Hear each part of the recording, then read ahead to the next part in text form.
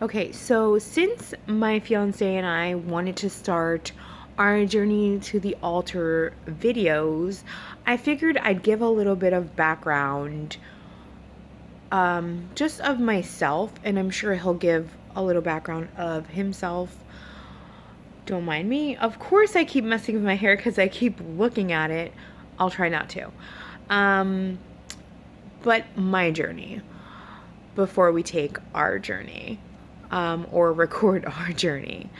A little bit of myself. For those of you who don't know, many do. In 2011, I got injured really bad at work. I was leaving work for the day and I had a slip and fall. Um, I found out through court that the defendant was negligent and there was an issue that he had with the building. Obviously, I didn't know, but one of the drains or something would leak onto the stairs. So I fell in January. There was ice on the steps. You know how it goes. They didn't find him guilty. Whatever. I had to have back surgery after having more than 12 procedures on my back. And I incurred a lot of bills. Some were covered by workers' comp, some weren't. I know there was a lot of confusion about why I owed so much money. Unless it directly says back, workers' comp didn't cover it. Anything that had to do with anything that didn't specifically say back, even if it was related, is not covered by workers' comp. Now that that's settled, I have a lot of debt. And that was January 31st, 2011. I was being treated all the way until 2015. So it's been consistently it was an uphill battle. I was told that I would be disabled for the rest of my life. They they did a life expectancy and what they thought it would be because of my quality of life, because of injury, and I had a chronic illness, and they even wanted me to see a long-term psychotherapist that specialized in chronic illness and chronic whatever. It was just a slew of things. And medications, I can't even tell you how many I was put on. I did take some pain meds, but other than that, if you know my journey, you know how I felt about pain meds and how I didn't want to take them. And when I got out of surgery, what I did take and how much of it, and it was a mess. Long story short, I ended up in the hospital because I ran out of medication and my organs were shutting down and they thought I was bleeding internally, that I was dying. No, it was going through medication withdrawal. Their solution was, let's put you back on it. You just didn't have the doses you needed at home because you didn't have enough, in your supply. No, I'm sorry, but if you think I'm dying because of medication withdrawal, don't put me back on it.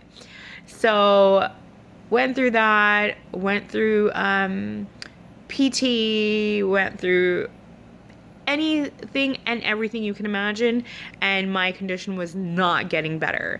They literally said, we're done. We're going to put her on disability. She's not going to basically do anything in life. She can't. But God. On November of 2015, 15th, I had gone to a conference at church. For those of you who know, don't know, whatever.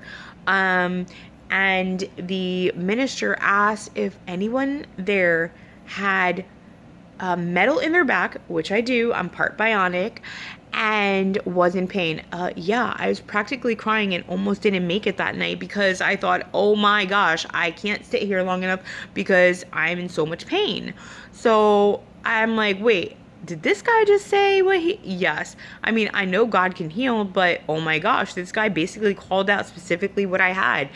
So I get up and he asks, can she make it up here? Because I was way in the back. He was way in the front. Guess what?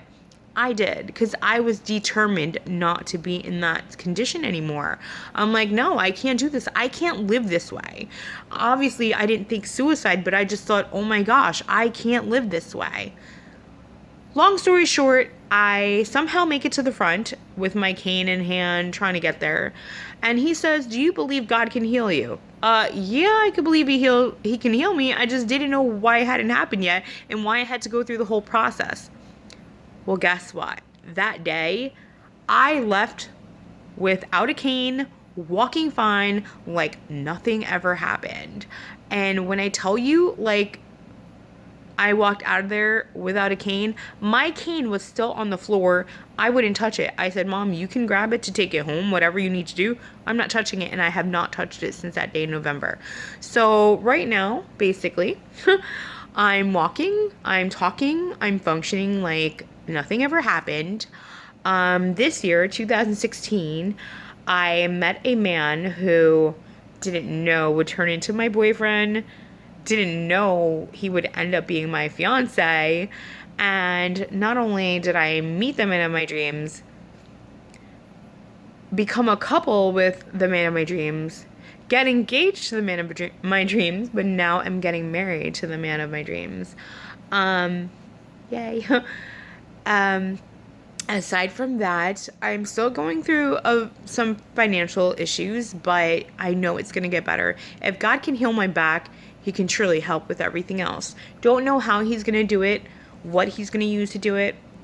I don't know. But if I could have a healing or get a healing or receive God's healing, then I'm sure he can finish the rest.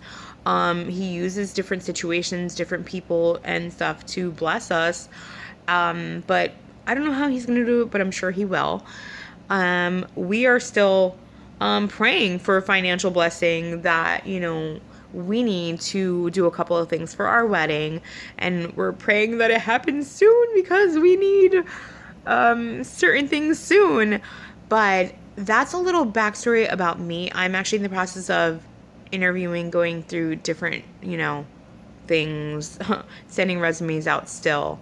And we're gonna start this journey together, and it'll be the continuation of my story. I'm sure there'll be a lot of questions, and I'll answer them if anybody has them. But here's the beginning of a little bit of my journey on how I got here, and the prelude to you watching our journey as a couple.